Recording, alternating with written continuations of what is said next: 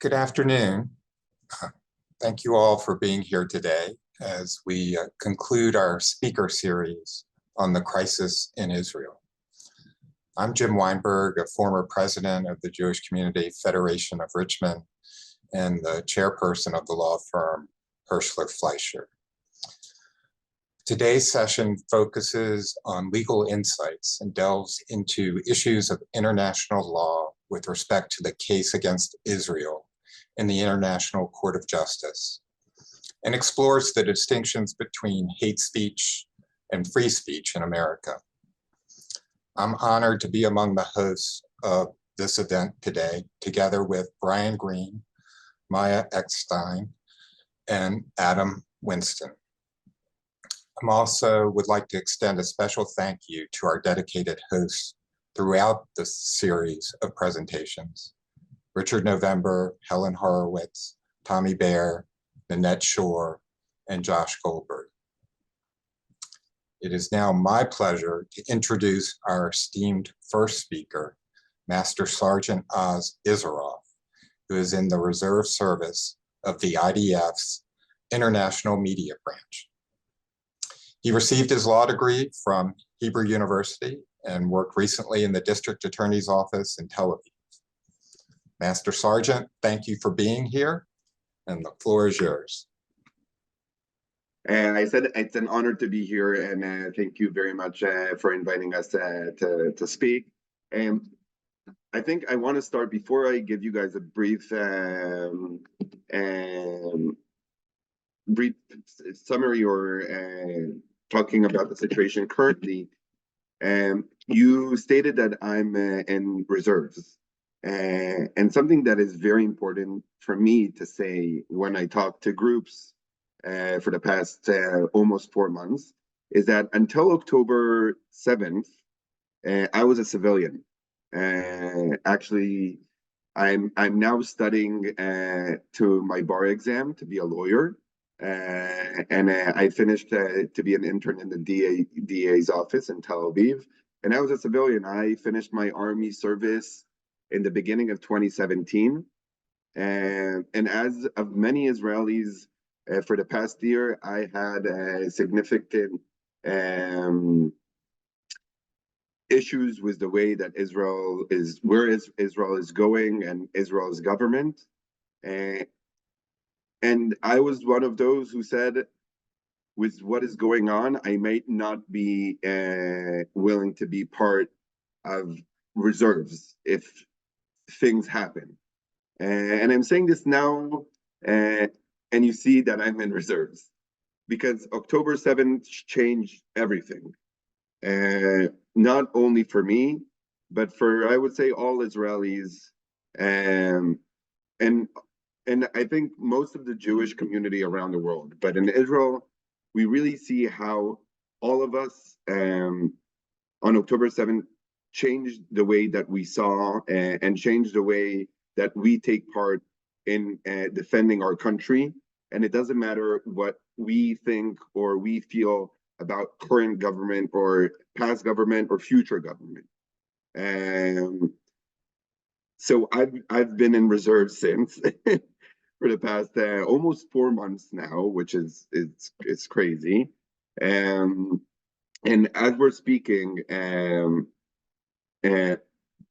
we still have 136 hostages that are in captivity in Gaza, and I think that's when we talk about the situation, we need always to remember that that's our first goal, to bring them back, and to bring them back now. And it's not just a thing that we say; it's what we're working for. And as probably you've heard in the past few days, there's a lot of articles and people talking about may there be another. Sorry, the word now is I don't have the word. Another deal. Sorry, another deal to release hostages. But until then, the IDF has been and is working hard in Gaza to get to every terrorist and to get to every hostage, or at least get to a place where we have a good place to have a deal go through. As a few weeks ago, we've entered a new stage in the war in Gaza. I think that it's very noticeable also in the media, but for people on ground and here in Israel, you can really see how in the beginning in northern Gaza, we would we worked very, very hard with a lot of Air Force and ground force combined, and we've finished. I mean, we say conquer, but it's not really, because the situation is that Hamas terrorists are still on the ground, or even more under the ground in these places. But the main structures in the north have been eliminated. And now we're working in the south in Khan Yunis to find and to work against the terrorist cells that are still active. While again, I'm talking on behalf of the military, and we're still waiting to see what is the next stage from the political side. How does the end day look? But we're working now mostly in south of Gaza, but still operating in the north where we're needed. That's about Gaza. And I also want to say that other than last Wednesday, or not last Wednesday, like a few days ago, and we haven't had sirens in central Israel for a few weeks now. And we had one this week, but other than that, we hadn't had in the past few weeks. And we see the amount of rockets that are being fired from Gaza to Israel going down a significant amount, which means that the IDF is doing a good job in eliminating and stopping those terrorist attacks happening. Now, someone said, I forget who said it, that Iron Dome is also a blessing, but it's also a curse. And why do we say that? We say that because people aren't getting killed. So people are saying, oh, okay, so rockets are flying to Israel. Now, I have a niece. She is 2 years old, Alba, and she knows the difference between the sound of an airplane, a helicopter, and she knows the siren. She doesn't even get excited anymore from sirens, which made me very, very sad. This week when I was with her and there were sirens, and she was okay with it, which really, it broke my heart to be in a world where a 2-year-old does not get excited from sirens, and she knows what she's doing. And I think we don't talk about that enough. And I think it's something that should be mentioned. But with all the horrible things happening in this war, we forget about how the small things are still horrible. So yeah, that's in the south. In North Israel, we are still. The last thing I wanted to say about the South is that we're now returning, we're letting civilians that want to go back to their houses in the South to go back to their houses. It's a new new principle from today. A lot of kibbutzim have a temporary place because obviously a lot of their houses were burned, and a lot of the kibbutzim are not ready to be gone back to, but there are kibbutzim and Sderot like that people want to go back to their houses, and we haven't allowed that until now.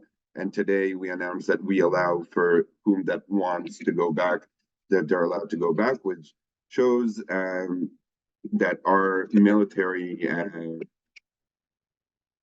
action helped to get us to a place where we can allow people to go back to their houses. So I think that's a very important update. to share. Regarding the North, we are working hard to make sure that we can allow the citizens of the North to return to their houses, and we're not gonna let them return until we're sure that they are safe. Now, Hezbollah is risking the stability of the region by attempting to drag the country of Lebanon into war, and they're doing it for the sake of Hamas. And we're preparing for all scenarios in that area. And we're not gonna stop until Hezbollah and the Lebanon go back to the lines of the UN Security Council resolution of 1701. And that's what's happening in the North. I know I don't have a lot of time, so I think that I might be just, if anybody wants to ask questions or tell me what is interesting for you to know, I think that would be the best.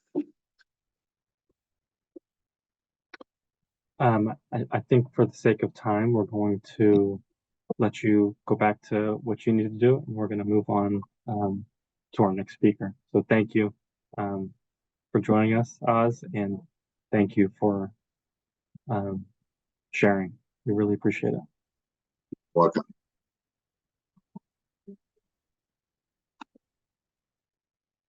Maya, you want to take us next? Sure. Hi, everybody. My name is Maya Eckstein. I'm a partner at the law firm of Hunton Andrews Kurth here in Richmond. I'm also Israeli born and have many family in Israel, so I'm particularly pleased to be having this program today.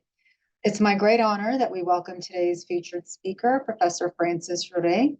Professor Rodé is an emeritus professor at the Hebrew University in Jerusalem. She's an expert on international law, has written numerous books on the subject of human rights, labor law, religion, and feminist theory. She has served as a special rapporteur of the Human Rights Council for the United Nations, and she has been a member of the Committee to Eliminate All Forms of Discrimination Against Women. We're privileged to have her with us today to share her expertise. And so without further ado, please join me in extending a warm welcome to Professor Frances Rodé. Hello, I am actually Radé, but that's a minor detail. I'm going to be fairly quick and brief because I really would like to hear your questions. And I'm going to talk about the International Court of Justice's decision at The Hague. I will assume that you don't know all of it, but maybe some of you are fairly familiar with it. The court was addressing the claim of South Africa that Israel is committing genocide in Gaza, and the first injunction, interim remedy, provisional measure that the South African government wanted the court to impose on Israel was immediate cessation, unilateral cessation of fighting. So the stage at which we're talking at the moment is provisional measures. It's an interim proceedings. If the court had not accepted that it had jurisdiction to judge on provisional measures, it wouldn't have been able to, South Africa wouldn't have been able to continue the case on the merits. But the court can exercise this power to determine provisional measures if it's satisfied that the rights asserted by the party requesting these measures are at least plausible. That is it plausible that Israel could be committing genocide in Gaza? And of course, that is a very low level of evidence is required to show plausibility. It's nothing like the final decision on the merits. However, it keeps the case before the court and allows it to proceed to consider South Africa's claims? Well, for the purpose of deciding that it's plausible that Israel is committing genocide in Gaza, there are two elements. One is the actions on the ground, and the other is the intent to commit genocide. And because there are lawyers amongst you, I will just point out that the Article 1 mentions the acts which may be committed with intent to destroy in whole or in part a national, ethnical, racial, or religious group. These are the acts which may plausibly genocide, which are genocide if found on the merits as being genocide. And that includes killing members of the group, causing serious bodily or mental harm to members of the group, deliberately inflicting on the group conditions of life calculated to bring about its physical destruction in whole or in part, imposing measures intended to prevent births within the group, or forcibly transferring children of the group to another group. But remember, that is with intent to destroy in whole or in part the national, ethnic, racial, or religious group. There are additional acts which are prohibited by the convention, which also came into play in the decision of the International Court of Justice. The acts which are also prohibited are conspiracy to commit genocide, direct and public incitement to commit genocide, and an attempt to commit genocide or complicity in genocide. Well, the court heard the presentations of both the sides of South Africa and Israel, and by a 15-2 majority found actions and intent which were plausibly genocidal. They found, as regards actions, the extent of the killing of civilians, the destruction of homes in Gaza, the extent of the destruction of homes in Gaza, and reports of the humanitarian crisis in Gaza by the World Health Organization and by UNRWA and some other sources. They found plausible genocidal intent in the statements of ministers in the government calling for a full siege on Gaza. The president of the State of Israel asserting that there were no innocent Palestinians in Gaza, as they could have deposed the Hamas government had they wished to, and one minister who called for Israel to nuke Gaza.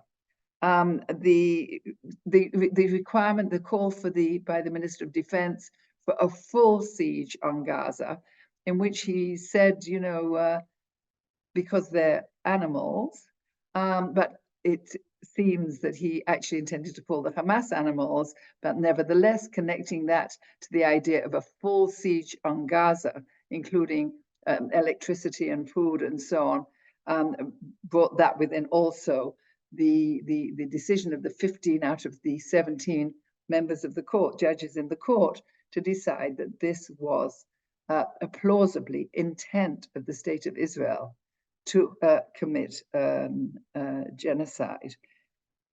I will make a side comment here. Netanyahu asked Aaron Barak, Professor Aaron Barak, Justice Aaron Barak, who was the president of the Supreme Court and who has been absolutely pilloried and persecuted by the Netanyahu government as being a traitor to the State of Israel, of having ruined the Israeli defense capacity. He called him to go and represent Israel as the Israeli judge on the court. So each country, the country who is bringing the case and the country which is being accused, can have its own justice on the court. And it is, I think the idea was that because of his wonderful global stature, that Justice Barak would be able to bring more of the judges to his side in his minority judgment, one of the two judges who did not accept that there was even plausible evidence of actions and intent which amounted to plausibly to genocide. I keep saying plausibly because we must remember this is not a decision on the merits. However, he remained in a minority of 2. The other minority judge was the Ugandan judge. She is a justice who has had a judge who has had extensive experience in international criminal law, probably the most experienced of all the 17 judges, because Justice Barak is also not an international criminal lawyer. So probably she's the most experienced of all of them in international criminal law. And she would not go along with the finding of plausibility of genocidal action and intent. She has been denounced by the Ugandan government as a result of her stand in the court, which of course shows the political implications both of the decision making and of the global north versus the global south versus the global north, which has been claimed in this case. And it's very interesting that she was the one who wrote the most radical decision against regarding Israel as plausibly committing genocide. And she is from the global south. So it's very interesting take here. The 2 minority judges found neither adequate evidence of intent nor adequate evidence of actions. They explained that they said that the intent expressed by these very, I have to say, wild and ill-considered statements of members of a government whom we were out on the streets, I include myself as well as our very lovely member of the reserves who taught before me, we were out on the streets for a year before October the 7th, because we found this government to be irresponsible and damaging to the interests of the country as we see them and to Israeli democracy. And so these statements were wild and ill-considered. And nevertheless, the 2 minority judges said that according to the jurisprudence of the International Court of Justice, they were not enough to base plausibility of an intent to commit genocide. I won't go into that in detail, but they go through the various decisions of the court. As regards the actions on the ground in Gaza, and I think this is even more important, they both talked about the fact that Hamas has used the Palestinian civilians as a massive human shield, and has contributed greatly to the extent of the damage and the killing that has resulted in this war. And the actions of the IDF, as the Israel Defense Forces, have to be judged on the basis of international humanitarian law. Were they military targets? Was the reaction in terms of collateral damage proportional or disproportionate? And that should not be considered a part of the genocide. This is not, it's not appropriate to consider this under the Genocide Convention. Most Israeli commentators have said that this was a kind of fairly benign decision of the court, because after all, South Africa called for an immediate cessation of hostilities by Israel, of warfare by Israel. But in fact, I think that is a very optimistic and slightly ostrich-like reading of the decision, because as the minority judge, Sebutinde, the Ugandan judge, said, and I want to just quote her,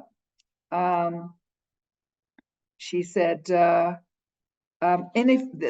this decision, the fact that Israel is under suspicion of genocide and has to report back to the court within a month as to how it is refraining from any of the acts that I talked about under Article 2 of the Convention, killing, causing physical or mental damage, etc., etc. She said this in effect requires Israel to unilaterally stop hostilities with Hamas.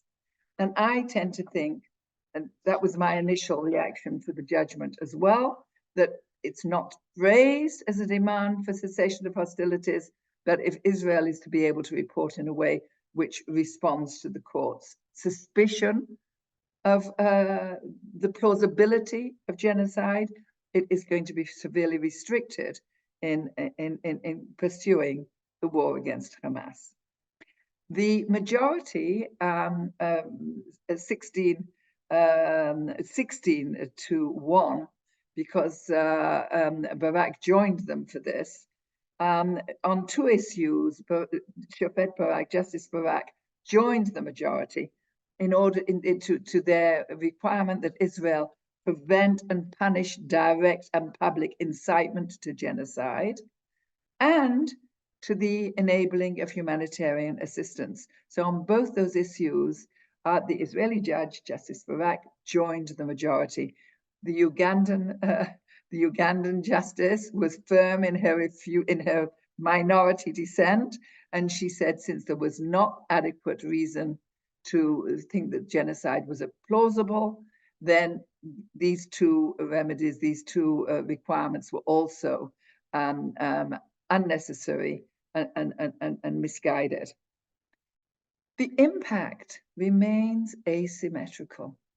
Israel stands accused, Israel's under suspicion, and Hamas goes scot-free because Hamas is not a party. South Africa is the party.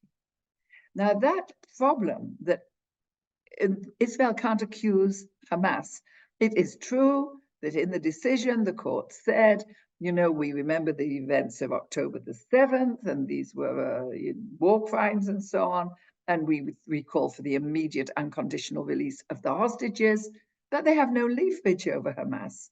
Hamas is not under suspicion of genocide here. And the only course of action within these proceedings that Israel can take is to give a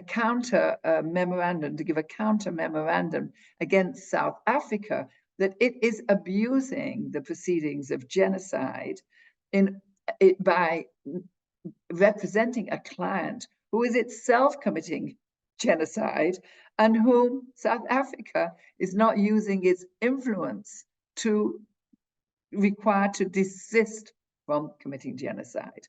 So when does that come?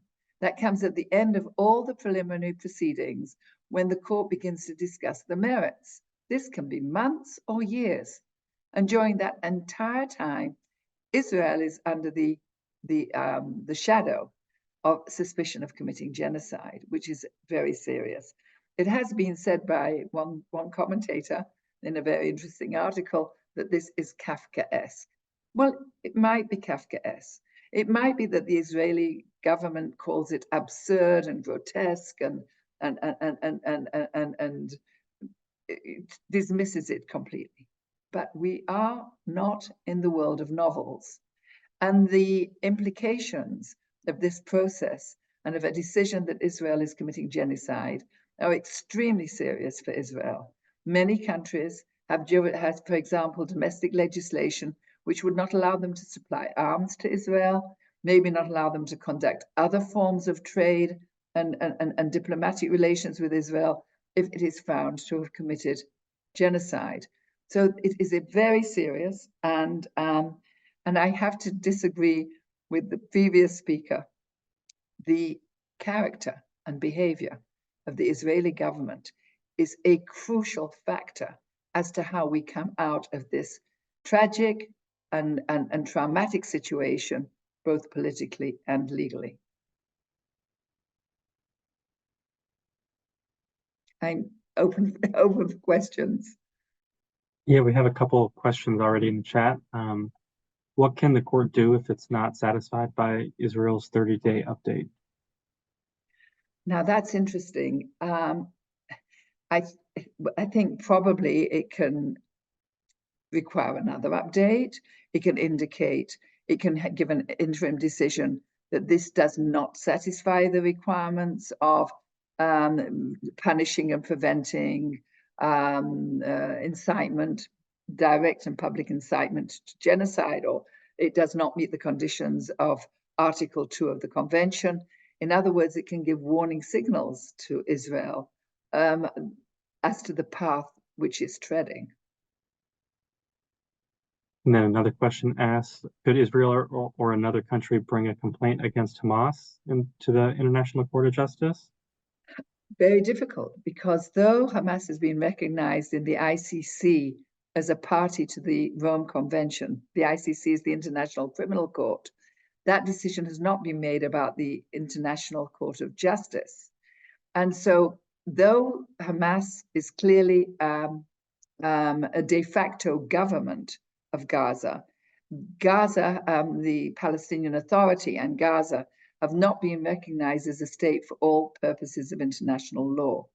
So it might be a very difficult process and maybe non-successful. And it might be also that because it's the Palestinian Authority that is recognized as the state representing the Palestinians in some of the international arena, not Gaza, but the Palestinian Authority. So it would have to be brought about against the Palestinian Authority, and that would be problematic since the Palestinian Authority denounced October the 7th.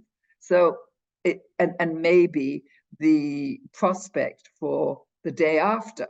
So I think it will be very difficult. I think the best that Israel could do would be have a counter memorandum against South Africa, which would delegitimize the process and would make the court consider the actions of Hamas in greater depth in reaching its conclusions, because I think it could make a very strong case that this is a self-defensive war and that it has to be examined, that Israel's, the IDF and the Israeli state's actions have to be examined under international humanitarian law, but it should not be examined under genocide, the Genocide Convention, when this is really, as the Ugandan judge said, she calls this a political conflict between two sides. I don't quite accept that definition of it, but it's certainly an armed conflict between two sides in which Israel was on the side of the defense and it was entitled to defend itself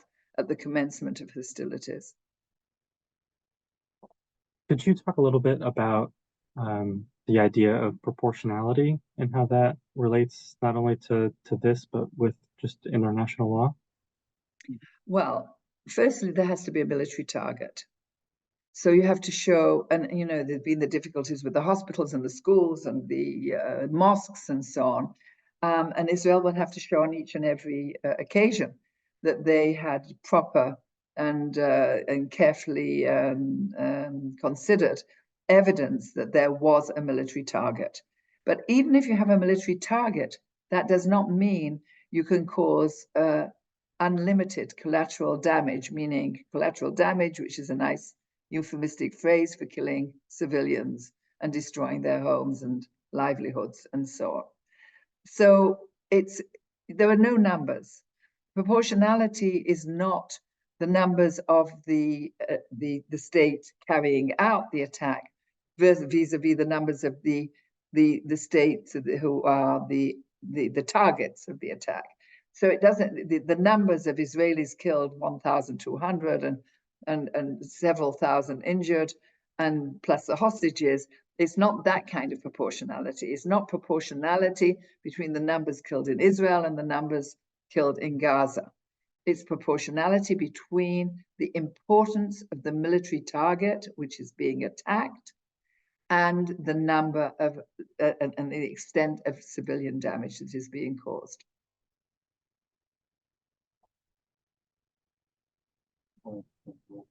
Thank you, Professor. I think we're going to keep our program moving and let you go. Okay, and may I just express my feelings of sadness that these waves of hatred are spreading in so many directions that we could never have believed we will be living through as we are today. I won't go into the details. I was asked to do the legal analysis, which I did. But thank you for inviting me, and good luck. Bye.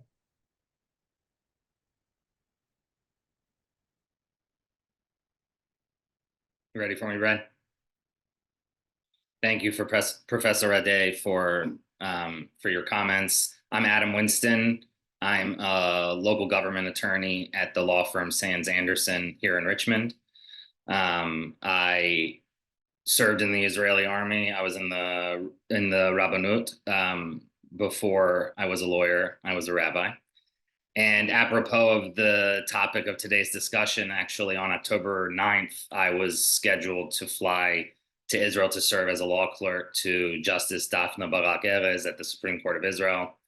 Unfortunately, that didn't work out because it's one of the least important casualties of October 7th and its aftermath. But I'm very connected to Israel. I'm very and we still have tons of family and friends there. And our eyes are constantly to the east, and our hearts are too. I have the pleasure of introducing our next speaker, who's a little bit closer to all of us than Professor Ade. Meredith Wiesel is the regional director of the Anti-Defamation League, leading their Washington, D.C. office, which serves the District of Columbia, Maryland, North Carolina, and Virginia. Meredith is a lawyer who has been with the ADL since 2019, combating anti-Semitism, prejudice, and bigotry of all kinds. The ADL is a leading anti-hate organization and is the first call when acts of anti-Semitism occur. ADL's goal is to stop the defamation of the Jewish people and to secure justice and fair treatment to all. Thanks for joining us today, Meredith, and we are excited to hear from you. Thank you, and apologies, I am sitting in a hotel lobby because as is the nature of my job, sometimes I am on travel. I'm actually in the state of Virginia, down in Harrisonburg. My daughter goes to JMU and I have to do some stuff with her later. So thank you for that. I'm gonna try and go through some brief comments, but I want to say really to acknowledge for everybody too, like this is a really difficult time. It's a difficult time in Israel. It's a difficult time in Europe. It's a difficult time in the US. And what we are seeing as far as anti-Semitic incidents, and we're going to talk about free speech versus hate speech and what has been happening since October 7th. There were precursors to this. There were things that we were seeing the past couple of years. And there was kind of, I think of it like a pot boiling and the kettle just sort of blew off, for lack of a better analogy, but really right after October 7th. And coincidentally today, you all are not too far in Richmond. In DC, if you look what's happening, there are major protests happening right now in front of the Department of State. They are shutting down roads, Constitution and 23rd Street and a few other places. And so there is just a constant barrage of challenges that we are seeing a lot on our college campuses, a lot in our K through 12 spaces. ADL actually and the Federation yesterday put out a statement related to a potential school incident in all of your area too. So we're just constantly seeing this. So what I just want to take a couple of minutes and really talk about is sort of free speech. What is a source of our free speech? Kind of what is ADL seeing? What are the challenges with it? Really, what can our schools be doing? And then I'm happy to answer any questions. And so for all the lawyers on here, whether you do First Amendment work or not, some of this is going to be familiar, but for others, I think it's a good reminder. And so when we think about what is the source of free speech rights, and for everybody can probably think back to their government classes when they were in high school. So free speech obviously emanates from the First Amendment to the Constitution, and also there are provisions within state constitutions. And when we talk about the federal constitution, it certainly limits government action and applies to things like public and state colleges and universities and schools. It's really important to remember, and I would phrase it in this way, that when we talk about free speech rights, when we talk about the First Amendment, it's a floor, not a ceiling. And so state constitutions, for example, can grant more robust free speech rights than our federal laws, but it can never be fewer. And then the question that we constantly get asked, particularly as incidents are reported to us, is all speech protected? And the short answer is no. All types of speech are not actually protected. So I think back to things like obscenity, defamation, a lot of defamation lawsuits we see, invasion of privacy, anything that can also be seen as like a direct threat, a true threat. That's how law enforcement sort of does their balance of, are they protecting somebody who's protesting in the street? Are they inciting violence? So think harassment, inciting violence where there could be, or some type of imminent illegal activity that's happened. Those are not things that are protected by the First Amendment. And these are some of the challenges we're seeing right now with a lot of the protests that are happening. The other question we get asked a lot is, so for example, a campus, let's just put that in those terms, can they prevent a certain speaker from talking? So preventing authorized speakers from talking is not necessarily protected by the First Amendment. So this is what they call the heckler's veto. So campus authorities, and I bring this up because campus is where we're seeing a lot of these issues. Campus authorities and police can allow dissenters, so counter protesters, for example, to drown out somebody's speech, or prevent someone prevent someone from speaking. They can also they can allow protesters to silence that speaker. And so we have this sort of issue where it fails to protect constitutional rights of both speakers and the audience. And so there's an example that I think some people have seen is there's been actions of protesters who are trying to shout down an Israeli speaker or somebody who is trying to talk about what's happening right now. The other issue that we hear a lot is hate speech. And this is really why I kind of want to just delve a little bit more into before some questions. And so we, on a regular basis, people are reporting to us, and we do consider it part of our anti-Semitic incidents, not necessarily hate crime, but in anti-Semitic incidents. And we track incidents, particularly hate speech, because we do sometimes see patterns where it can lead to criminal activity. It can lead to incitement. And so the short answer is hate speech is protected speech. That is the way it is, in a strange way, the beauty of the First Amendment, the beauty of the United States, but you can shut it down. And that's what we do talk about. So here is sort of a quote that comes, I don't remember where this comes from, but it says, if there's any principle of the Constitution that more imperatively calls for an attachment than any other, it's the principle of free thought. Not free thought for those who agree with us, but freedom for the thought that we hate. But we have to remember that hate speech, and this is why it is concerning.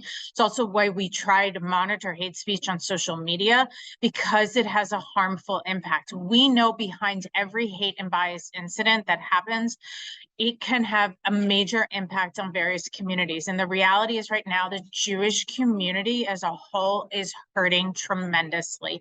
And so hate speech can't go unanswered. It must not go unanswered is how we would phrase it. And we need, whether it's elected officials, university leaders, faculty in K through 12 spaces, staff, just community leaders condemning it.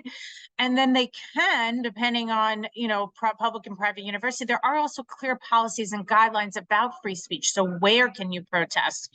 There are some things called free speech zones. And so how do we respond to the hateful rhetoric that we're seeing is really important. There are instances, and this is when I'll go back to why I said it before, where hate speech crosses a line into the unprotected speech. And a lot of the protests that we are seeing are inciting violence. So some of the anti-Israel protests that we have been tracking have actually incited violence, have had support for terrorism. And those are where we're monitoring that and to see, because there is activity that is happening. So in the District of Columbia, in DC, we have seen obviously a large amount of protests because it's national, it's the nation's capital. And we have seen activity of vandalism, like graffiti everywhere. We have seen a synagogue that is constantly barraged by pro-Palestinian or anti-Israel protesters. And again, this is not about supporting Palestinians or supporting Israelis. It's about activity that they're inciting here in the US. And so that's one of the things that, that we're concerned about is the harmful speech bleeding into criminal activity. Look, we certainly have an obligation, whether we're on a college campus, a K through 12 space, within our, corporations, our nonprofits, wherever we work, there is an obligation to maintain a safe and inclusive environment for everybody. And so that's why we push so hard to get effective responses to hateful speech. Again, doesn't mean you can totally shut it down, but you can condemn it. It sends this really strong message to the community at large, to those who feel directly targeted, to that they can be safe. They are inclusive in a lot of what we're seeing. And so I'm going to pause there. I'm happy to take questions. And I want to just note also, there is a distinction, because if people have questions on campuses in particular, I happen to be at JMU today, which is a public University in Virginia.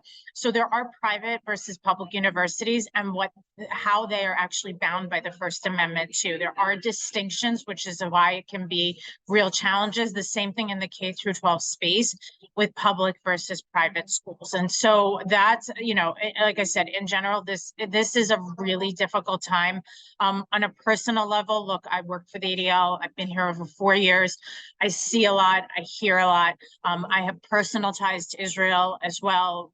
We have my family and particularly my youngest daughter has ties to some of the hostages that are still not released. I have been meeting with former hostages who have been released myself. So I feel the pain of all of this. And I just really want to acknowledge how important it is that you all have been doing this series of various speakers. So I'm happy to pause, Brad, and take any questions. Yeah, if anyone has a question, they can come off mute and ask. Just while we're waiting, I'm curious how your role has shifted or changed or just doubled or tripled just since October 7th. I sleep a lot less. So for me, I'm the regional director, so I oversee the entire office, of the work that we do. The role, I think, for ADL depends on where you are on the team. I think before October 7th, we have certainly been in regular contact about incidents, in the community. We have always been very reactive. We have had to shift where it's harder to be a little more proactive. So we were doing a lot more proactive work, I would say, with campuses or in K through 12 spaces, doing trainings. We're still doing a lot of that, anti-Semitic trainings. And when I talk about trainings, what we've been doing is not just sort of going through data with them, but explaining to them the history of Judaism, the history of anti-Semitism. This is not just something that popped up, in like the year 2000. We go through sort of a whole background of that. The trainings we have had to do, we've had to shift a little bit in our discussions. Being a little, I would not say that we haven't done this, but much stronger in how we're presenting on anti-Zionism and anti-Israel rhetoric when it bleeds into anti-Semitism. And look, I know there are a lot of opinions on this, but we have been very vocal that anti-Zionism at its core is anti-Semitic, because it literally is the exact opposite of Zionism, which is the right of the Jewish people for statehood and self-determination. And so we have had to shift, I would say, to be even stronger in our messaging on that. And so the role of a lot of ADL staff has, it's always putting out fires, but it's been a little bit more intense. What we're also shifting is everything can't, and this is not to diminish anybody's incidents that may be happening, but it is, everything is not an emergency. And we have had to look at thresholds, how quickly we respond to things, threatening voicemails. There was a rabbi in DC who was physically assaulted on Sunday. Like those, unfortunately take top priority sometimes than other incidents. Again, it's not to diminish harassment somebody may be facing, but we have to look, and we're working that with law enforcement too, sort of to triage a little bit better. And so that's just because the volume doesn't stop. I see a question. When are presidents getting not on my campus suggestions documents? Oh, so it is already public. So I'm assuming, Shelley, what you're referring to is, so ADL just launched a campaign called Not on My Campus. A lot of it is actually on our website now. There are letters going out to campus administrators. Some have already gotten it because we have been working with a couple of campuses directly on this. I think it's 6 action items that we are asking them to. That's okay, Shelley. I see your question. There are action items we are asking them to take and to look at. So one is always condemning anti-Semitism when they see it, looking at their student codes of conduct and how that they are challenging anti-Semitism when it happens on campus. Like, are their policies taking into account? There are a lot of campuses right now that are facing Title VI cases. Happy to explain about Title VI if anyone has questions on that. I am not a complete expert on it, but we are working on it, and I do have a good amount of knowledge. But the Office of Civil Rights right now is investigating a lot of campuses, and so we are trying to get action items sort of more immediate. So a lot of the presidents there are being targeted at some of the campuses directly particularly with larger Jewish populations. But it is something we're asking all campuses to look at. And I can, if I can pull it up, or I can send it, Brad, you can send it out to people, a couple of the links related to it, and encouraging alumni to touch base with their campuses as to where you went. So I went to American University. I talk to them regularly. One, they're in my region. Two, I'm an alumni, and so I have been working with them, and they have a Title VI case against them, but they have been taking concrete action items to work to sort of, I would say, take the temperature down on some of the anti-Semitic incidents on their campus. I see Maya's. How has social media such as TikTok affected this issue, and how can it be addressed? I am shocked you asked that, Maya. Gosh, so social media, here's the short answer. There's a longer answer, but the short answer, social media has changed the entire dynamic of how hate proliferates. A phrase that we use a lot is anti-Semitism. The way it is manifesting, it is normalized today, because, our kids get everything, my phone's, everything in this little box here, and they get little snippets of information. And so one, there's a lot of propaganda on there. And if you are anybody who's on social media right now, whether it is TikTok, whether it is Instagram, whether it's Snapchat, those are the biggest ones for like younger kids. I would say 20 or so and younger, high school age and early college, like they are getting a lot of their information there. There's propaganda on there. There's false information on there. That's why I talk about trainings where we try to teach people actually the history of Judaism and understanding this is not just 1948 and sort of a background on that. It has also allowed extremists, and there's this kind of crazy Venn diagram or circle, however you want to look at it, where we've seen the extreme right, which has been incredibly difficult the past few years, and white supremacist activity and right-wing extremism has been astronomical. We are now seeing the far left extremism saying the same things. Like they are literally like in lockstep. And some of that is because of social media also, and how they're communicating, how they're potentially fundraising also. And it has allowed more information on there. The reality is social media companies can actually work to stop some of the hate. We had a campaign called Stop Hate for Profit. Like they can actually suppress some of it. It's a private company. This is not the United States government coming in and trying to tell them that they can't have free speech rights on there. They can actually work to stop some of the hate on their platforms, create better algorithms. We have an entire department called the Center for Technology and Society, and is literally talking day to day with all of the heads of the social media companies. So I'll give you a quick little story, and then I'll go to the next question. But specifically, there was a Instagram account that was created mocking a minor on there, and created an entire Instagram page about this kid.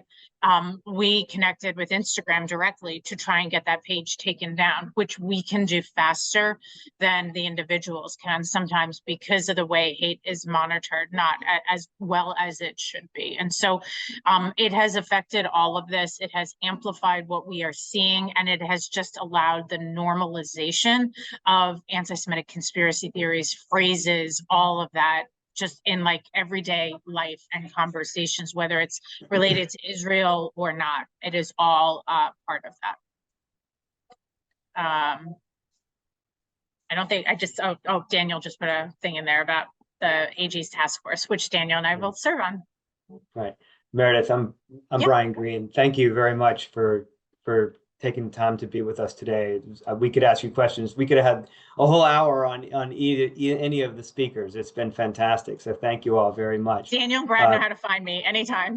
Right. So my name, everyone might think, it's good to see everyone. My name is Brian Green. I am a lawyer with the law firm Green Herlocker here in Richmond. I'm also a proud member of the board of the Jewish Community Federation. I've been able to witness the incredible generosity of our community over the past 3.5 months. As a community, we've raised over $2.1 million since October 7 that goes directly to the Israel Emergency Campaign.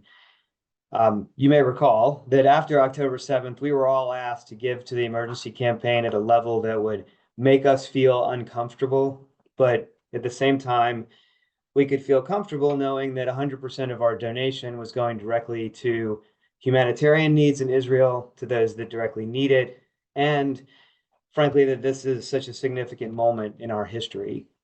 And I know that my wife, Ruth, and I were honored to join over 1,000 fellow donors who have given so charitably and so selflessly to the campaign. A special thank you to all the hosts today, Jim, Maya, and Adam. This entire series was hosted, which was a fantastic series, by the way. If you've sat through all three of them, they're really sensational. So it was hosted by Richard November, Helen Horowitz, Tommy Baer, Nanette Shore, and Josh Goldberg.